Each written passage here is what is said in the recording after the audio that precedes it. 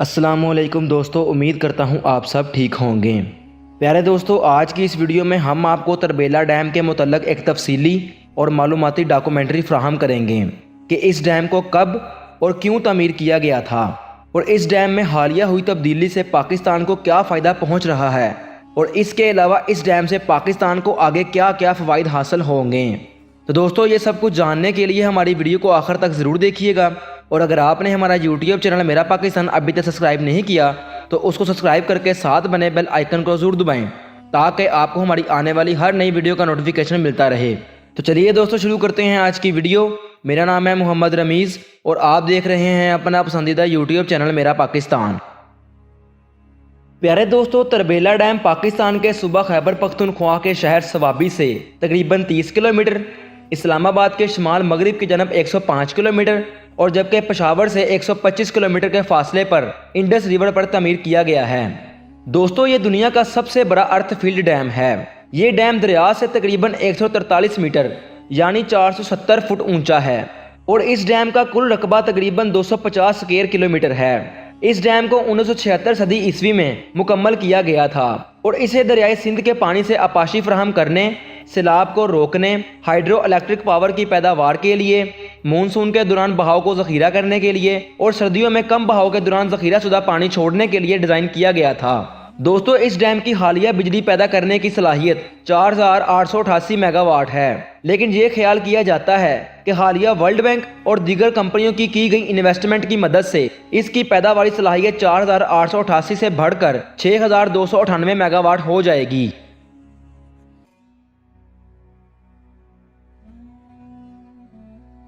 नाजरीन, ये डैम दरियाए सिंध पर तामीर किया गया है जिसे पाकिस्तान के सूबा खैबर पख्तूनख्वा के सवाबी और हरीपुर अजला में तरबेला कस्बे के नाम से मंसूब किया गया है।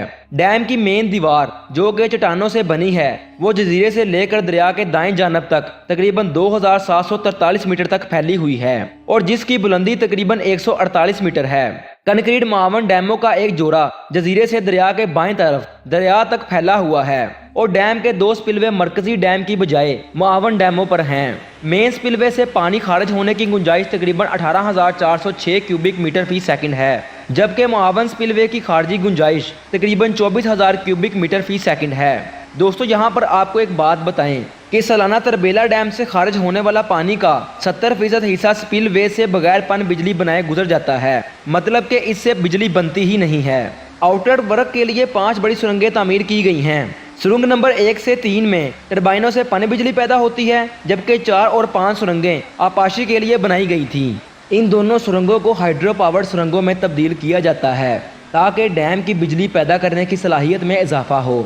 असल में दोस्तों, ये सुरंगें उस वक़्त दरिया के पानी को मोड़ने के लिए इस्तेमाल की गई थी कि जब ये डैम बन रहा था। मरकजी डैम के दाएं जानब MA hydro electric power plant में 14 जनरेटर हैं जो आउटलेट टनल 1, 2 और 3 से पानी लाते हैं। नाज़रीन, टनल नंबर 1 पर 175 मेगावाट के 4 जनरेटर, टनल नंबर 2 पर 175 मेगावाट के 6 जनरेटर और टनल नंबर 3 पर 432 मेगावाट के 4 जनरेटर लगाए गए हैं, जिनकी मजमूई पैदावारी सलाहियत 3478 मेगावाट है। दोस्तों, इस डैम का रिजर्वायर यानी जहां पर पानी इकट्ठा किया जाता है वो तकरीबन 80 किलोमीटर लंबा है, जिसकी सतह तकरीबन 250 मुरब्बा किलोमीटर है। इस आबी जखीरे ने इब्तदाई तौर पर 1 करोड़ 16 लाख एकड़ फुट पानी जखीरा किया था, जिसका बराह रास्त जखीरा 93 लाख एकड़ फुट है। हालांकि दोस्तों, अब तादाद 35 साल के बाद रेत और मिट्टी के भरने की वजह से कम होकर 68 लाख रह गई है। इस रिजर्वायर की ज़्यादा से ज़्यादा बुलंदी 1550 फुट जबकि कम से कम ऑपरेटिंग बुलंदी 1392 फुट है। तरबेला डैम के ऊपर कैचमेंट एरिया 1,68,000 मुरब्बा किलोमीटर ज़मीन पर फैला हुआ है, जो बड़े पैमाने पर हिमालय की जनूबी ढलवानों से बर्फ़ और ग्लेशियर पिघलने से पूरा होता है।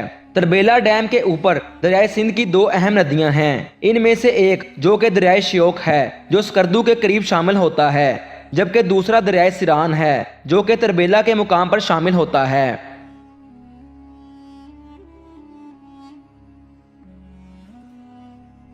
नाजरीन, तरबेला डैम भारत और पाकिस्तान के माबैन 1960 के सिंध तास मुआहदे पर दस्तखत के बाद सिंध तास मुआहदे के एक हिस्से के तौर पर तामीर किया गया था। इसका मकसद मशरकी दरियाओं यानी रावी, सतलुज और ब्यास इनके पानी की फराहमी के नुकसान की तलाफी करना था, جو معاہدے کی شرائط کے مطابق بھارت کے خصوصاً استعمال کے لیے نامزد کیے گئے تھے۔ 1970 کی دہائی کے وسط تک بجلی پیدا کرنے کی گنجائش کو بعد میں 3 ہائیڈرو پاور الیکٹرک جنریٹر کو تو سی میں شامل کیا گیا، جو 1992 میں مکمل ہوا اور جس سے مجموعی طور پر 3478 میگا واٹ پیداواری صلاحیت نصب ہوئی۔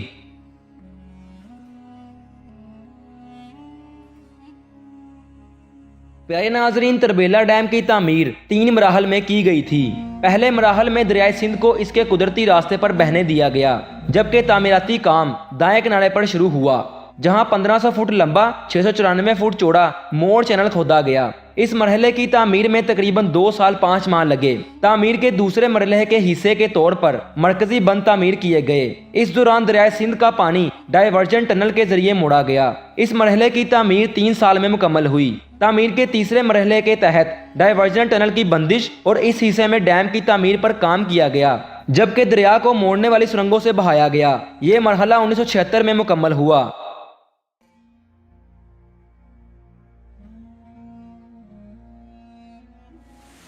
پیارے دوستو، اس ڈیم کے لیے تقریباً 260 مربع کلومیٹر کا علاقہ اور تقریباً 82,000 ایکڑ زمین تعمیر کے لیے حاصل کی گئی تھی۔ ناظرین، ڈیم کے بڑے ذخائر نے 135 دیہات ڈبو دیے تھے، جس کے نتیجے میں تقریباً 96,000 افراد نقل مکانی کر گئے، جن میں سے بہت سے لوگوں کو تربیلا آبی ذخیرے کے آس پاس کی بستیوں یا اس سے ملحقہ اونچی وادیوں میں منتقل کیا گیا تھا۔ 1984 کے لینڈ ایکوزیشن ایکٹ کے تحت حاصل کی گئی زمین اور بلڈ اپ پراپرٹی کے لیے متاثرہ افراد کو 469.65 ملین روپے نقد معاوضہ ادا کیا گیا تھا۔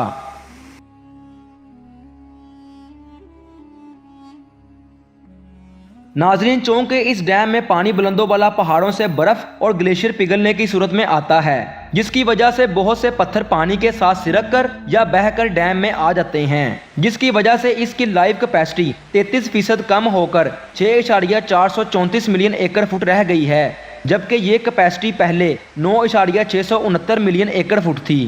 دوستو، اس ڈیم اور ذخائر کی مفید زندگی کا تخمینہ اس وقت تقریباً 50 سال لگایا گیا تھا، جبکہ اب یہ اندازہ لگایا گیا ہے کہ ڈیم کی مفید عمر 85 سال ہو گئی ہے، جو کہ تقریباً 2060 تک بنتی ہے۔ ناظرین، پاکستان تربیلا کے اوپر کئی بڑے ڈیم بنانے کا ارادہ رکھتا ہے، جیسا کہ دیامیر بادشاہ ڈیم۔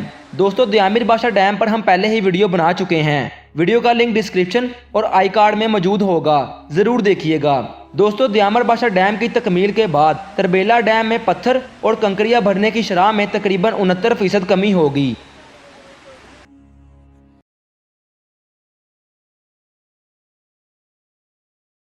پیارے دوستو، تربیلا ڈیم کی توسیع یعنی چوتھے مرحلے کی منصوبہ بندی جون 2012 میں کی گئی تھی۔ امریکی سفیر رچرڈ اوسن نے مارچ 2013 میں اپنے دورہ پاکستان کے دوران اس منصوبے کی تعمیر کے لیے امداد کی پیشکش کی تھی۔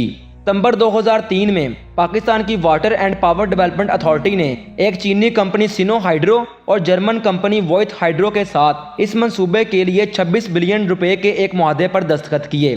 تعمیراتی کام فروری 2014 میں شروع ہوا اور فروری 2018 میں مکمل ہوا۔ یہ منصوبہ تربیلا ڈیم کی ٹنل نمبر 4 پر تعمیر کیا گیا تھا، جس میں 14 میگا واٹ کا ایک اور ہائیڈرو پاور پروجیکٹ لگایا گیا تھا۔ اس منصوبے سے نیشنل گریڈ کو سالانہ 3.84 ارب یونٹ بجلی فراہم کی جاتی ہے۔ اس منصوبے کے سالانہ فوائد کا تخمینہ تقریباً 23 بلین روپے ہے۔ اس توسیع کے ساتھ ڈیم کی بجلی پیدا کرنے کی صلاحیت نصب شدہ سے بڑھ کر 4,888 میگا واٹ ہو گئی ہے۔ دوستو، ابتدائی طور پر اس منصوبے کی لاگت کا تخمینہ 928 ملین ڈالر تھا، لیکن لاگت کو نظر ثانی کر کے 651 ملین ڈالر کر دیا گیا ہے۔ ورلڈ بینک نے جون 2013 میں اس منصوبے کے لیے 840 ملین ڈالر قرض دینے پر اتفاق کیا تھا۔ اس قرض کے 2 اجزاء تھے۔ پہلا 400 ملین ڈالر کا انٹرنیشنل ڈیولپمنٹ ایسوسی ایشن کا قرض تھا، جو کہ کم شرح سود پر رعایتی قرض کے طور پر دیا گیا تھا، اور دوسرا حصہ ورلڈ بینک کے بین الاقوامی بینک برائے تعمیر نو اور ترقی سے 440 ملین ڈالر پر مشتمل تھا۔